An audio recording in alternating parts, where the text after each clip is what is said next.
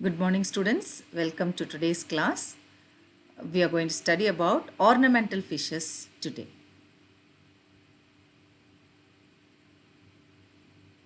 In the last class, we have reviewed about what are the importance of ornamental fishes in an aquarium and other parameters. And today, we are going to learn about goldfish. Goldfish is an ornamental fish and it belongs to carp family. The scientific name is Carassius auratus. It can live up to 25 years. It is red or red-white or black in color. All the varieties of goldfish are very attractive and pleasing to our human eye. All varieties of goldfish are very attractive and it is much pleasing to us. It was one of the earliest domesticated fish. It is native from China and it is a cold water fish and it has no stomach. It cannot digest excessive of proteins. Hence, it releases large amount of waste material into the aquarium. So care should be taken that goldfishes are not overfed. The problem of overfeeding of this type of fishes is you can visualize a trail of fecal materials from the cochlea hanging around. Goldfishes are omnivores, so they often feed on aquarium small crustaceans, chopped mosquito larvae, cereals and other food materials. It lays eggs and can grow up to a maximum length of 59 centimeters and weighs up to 4.5 kg.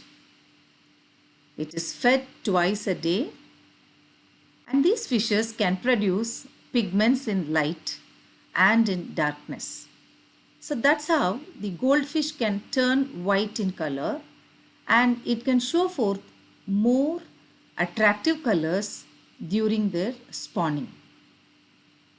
The optimum temperature that it can withstand is 20 to 24 degrees Celsius.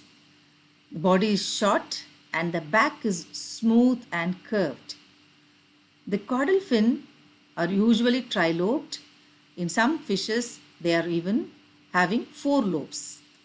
A number of varieties of goldfishes are available, as I already mentioned, with small variations like telescopic eyes, tail patterns, then colorations, then the head shape and so on.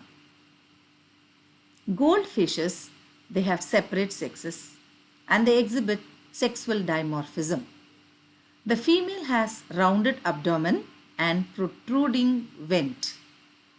Male has breeding tubercles on the gill cover and on the pectoral fins. The vent is wide open and long and it is oviparous. Fertilization takes place externally. It can breed in 1 to 3 years in warm, clean water. The optimum temperature required is between 21 degrees Celsius in the daytime and 10 degrees Celsius in the night. It spawns once in a month between April and August. The breeding behavior of goldfish is initiated by the female by secreting a pheromone into the water and it sends signal to the male. The male in response nudges the female on the stomach area, encouraging her to release eggs. Then the male will spray the milk and fertilize the eggs. The first batch of offspring is most fertile. The eggs are adhesive in nature and they will get attached to some substrate in the aquarium. The eggs then later hatch out between 24 and 48 hours. It has a yolk sac which is present in the bottom, and within 2 days the yolk sac is consumed and absorbed. It develops a air bladder and raises up and starts swimming in 48 hours. So the life cycle of a goldfish is as simple as we have seen now,